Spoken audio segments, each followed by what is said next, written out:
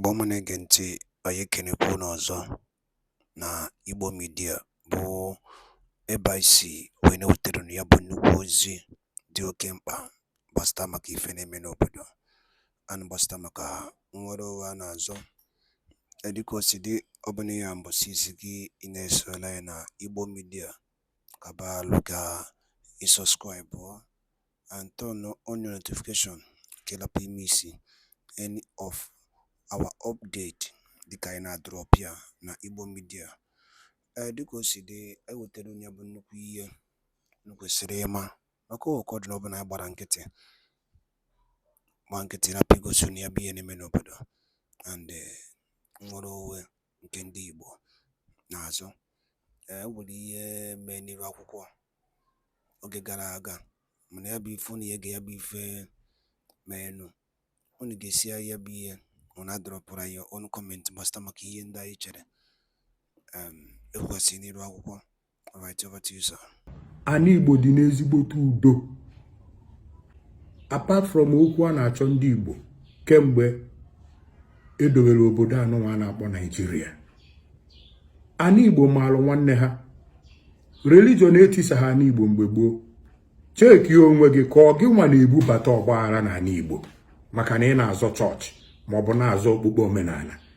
Cheki onwe gị ọfụma, maka ọ bụrụ na emegide ihe a o wee daa n'ebe a na-ene anya ọ na-achọ ịda, ọ gaghị adịkwarụ onye ọbụla butere nsogbu a n'ala Igbo mma ruo generation ya niile. Ọ gaghị adịrị ya mma.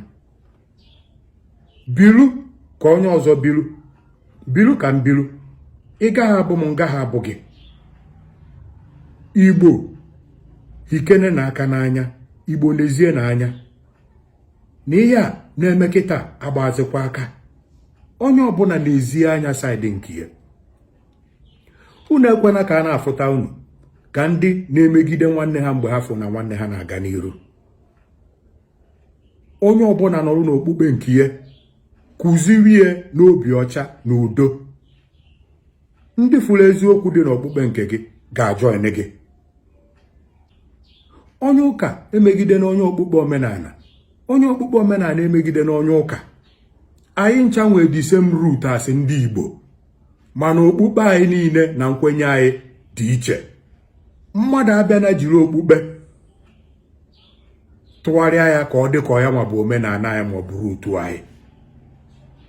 Oke,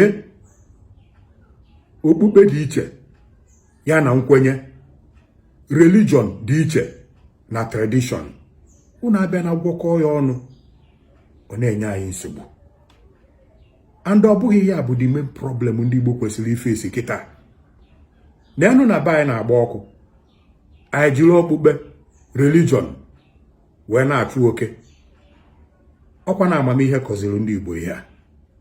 Ndị nwa amaala asị, ndị nwere amamihe na-eke n'ihe ha na-achọzi ịpịta onwe ha na-ama n'etiti ndị bụ ndị ilu anyị ka anyị nọ wee na-eteruko onwe anyị na pọtị na apịtị. Igbo onye mere unu ihe nke a? Ọ bụkwalụ gị na-achọ ịghasa n'Igbo maka ihe ị na-azọ maka religion, ọ ga-akwa adịrị gị mma. Onye ọbụla ma mụ ma mmadụ bunitere ihe a na-afịọ kịta chọọ iji eghasa n'Igbo, ọ gaghị adịrị onye a mma, ọ gaghị adịrị agbụrụ ya mma. Ise, ndị Igbo ụmụnna anyị ji maka na ha na-azọ right ha ka e nwere onwe wee na-aghafu ọbara na ana Igbo. Ana Igbo jupụtazi n'ọbara ma ndị enwere ife ha mee. Ihe ndị a bụ ihe onye ọbụla kwesịrị iji platfọm ya. Ịbụrụ onye ụka, ijiri ụka gị ịkwụrụ na pulpit na-agba mbọ otu a ga-esi wee adresị this issue. Akpọke na ụmụnna anyị anụnwa iwe na-ewe, jụọ ha ọgịnịnụ ka anyị jiri unu nwayọọ bịa ka ọrụ dozie ya, na ọ bụghị dị na-aghafu ọbara mmadụ ibe anyị ka anyị ga-eji wee nwere onwe. Ọ bụrụ na aghafugide ọbara a nwere onwe wee bịa dị assume aka ya na-aghafu ya na-aga n'iru, maka na onye bụ nwanne ya agaghị edinwu.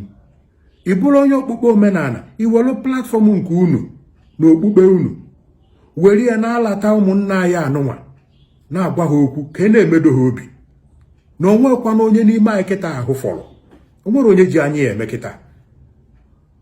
Ihe amụ na unu na-eme na Naijiria ọ ndụ ka anyị dị. Ihe amụ na unu nọ kịta na Naijiria ọ ndụ ka anyị dị. Ndị ebo ndị ọzọ dị iche iche, tribe ndị ọzọ dị iche iche enwezi ihe ha ji anyị wee kpọrọ.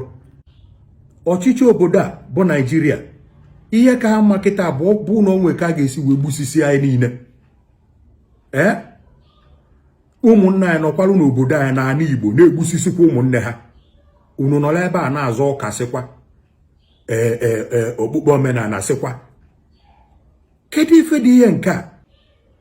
Anyị oke ọ gịnị na-eme unu ihe a? Igbo nọ bụ peaceful all this while. Ihe ụka na ihe omenala eseghọlụ ndị nna nna anyị ha okwu. Why is o ji wee bụrụ na this generation ka apụtazi weri ọbụla ọgụ? And ebe ọ nọ ka njọ bụ na iruo n'Enugwu, ndị Enugwu kwesịrị ijikọta ọnụ asụ ụmụnne asụ ofu obodo. Iru ebe ahụ ekerizie ndị a bụ ndị ụka, ndị a bụ ndị omenala. Ejiri ya na-anụ ọgụ, a na-akọ ọnụ ma n'afịa ma n'ebe a na-arụ ọrụ ma na schools. Ije n'Ọnịcha the same thing, ije n'Owerri the same thing, ije na Aba the same thing, ije na Abakaliki the same thing. Ọ gịnị na-eme unu ihe a? Ọ gịnị na-eme unu ihe a? What is wrong with ndị Igbo? Kedu onye webatara ihe a n'ala Igbo? Ọ bụrụ datị na ịbụ onye ụka n'oge kpara aghara n'oge nyụrụ nsị ya na-esi, ọ gaghị adịrị mma. Ọ bụrụ na ịbụ onye omenala n'oge nwa na-afịọ mere ihe niile a na-afịọ kịta, ọ gaghị adịrị gị mma. Chukwu okike bụ the ultimate ekegha anyị ka anyị bụrụ ụmụnne na-enwe ọgbaghara, na-enwe esemokwu, na-enwe nkewa. Ọ bụkwa na ibelieve na mmụọ dị iche iche na chi dị iche iche. I don't think na ma ha ma ndị ancestors gị believe n'ebe ha nọ na ha chọrọ ka obodo ebe ha nọ ka ọgbaghara jupụta n'etiti ụmụnne, ka a na-aghafu ọbara. Unu hapụ ọkụ na-agba bụ unu na-achụ oke. Ihe onye ọbụla nọzụ ọrụ ya bụ onye pụta na social media, nwanne ọbụla na-aga n'ihu o wepụta ya kọchaba ka ọ kọtuo ya. Unu na-enekwado ndị Yoruba anya, unu na-enekwado ndị Ugwu anya. Unu enwere pastọs ruo ka ndị Yoruba. Ifunugo onye Yoruba ọbụla pụta bupụta pastọ ha na-akọchi ya. Ndị ụka nọ n'obodo unu ha emego ihe ndị ụka nọ na obodo ndị ofe mmanụ mere. Ifunugo ka ha pụtara na-eteta onwe ha n'afịa. They have a way of doing their own things. Ha gbaa mbọ na-edozi obodo ha ka ọ na-adị mma.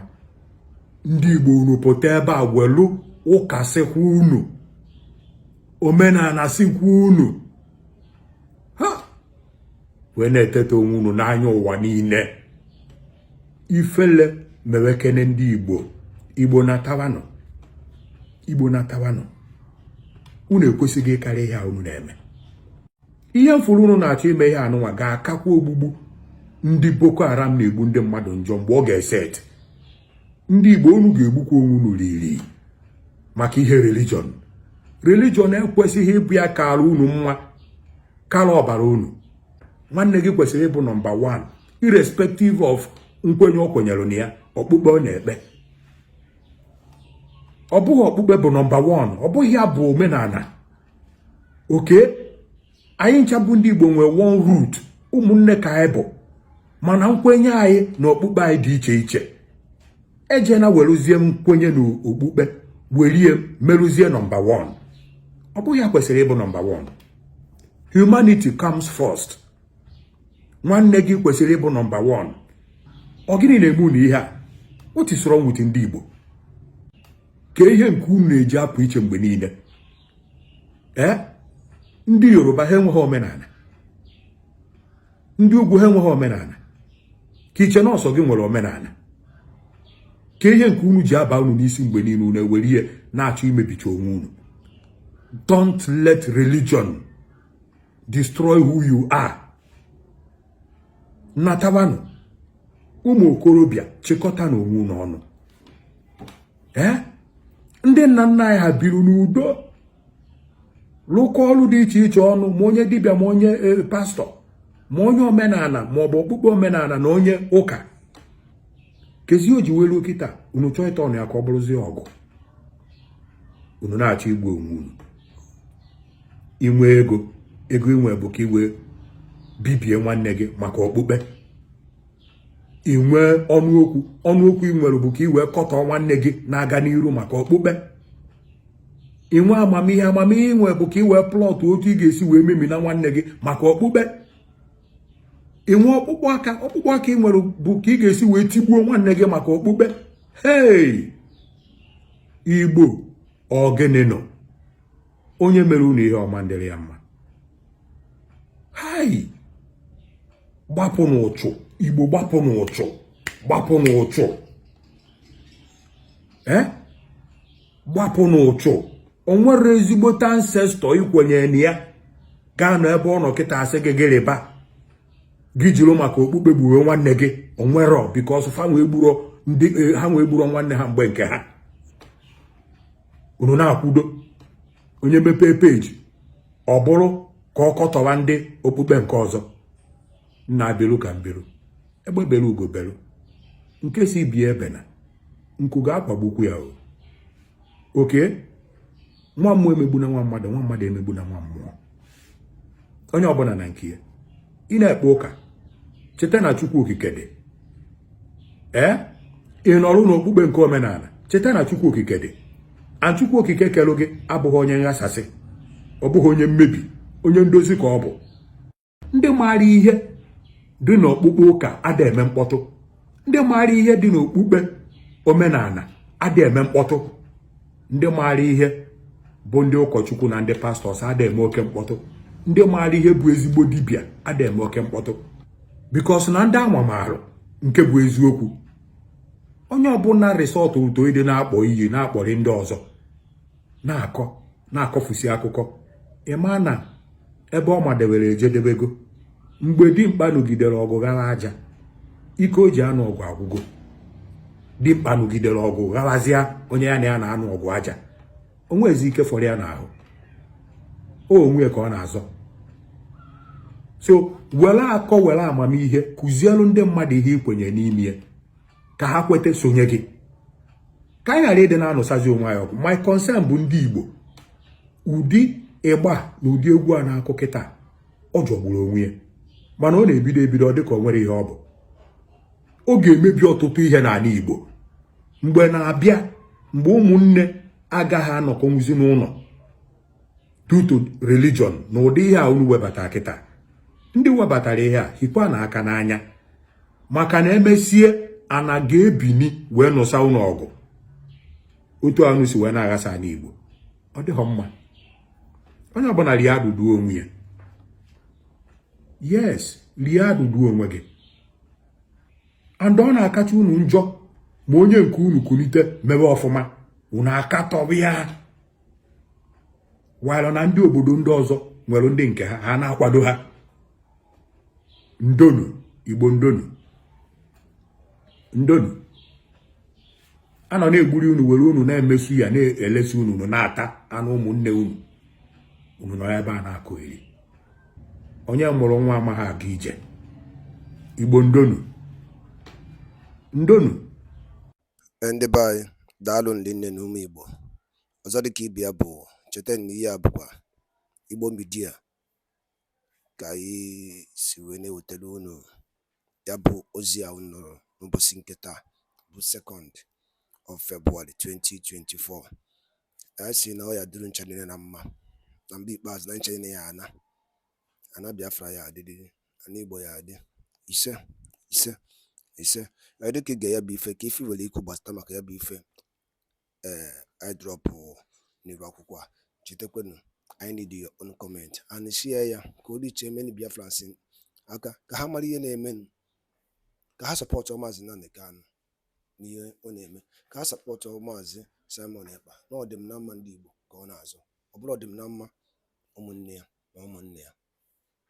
Ọ gwụna ka ọ ha n'ọnụ. Daalụ nri nenu ngwa nke mesịanụ.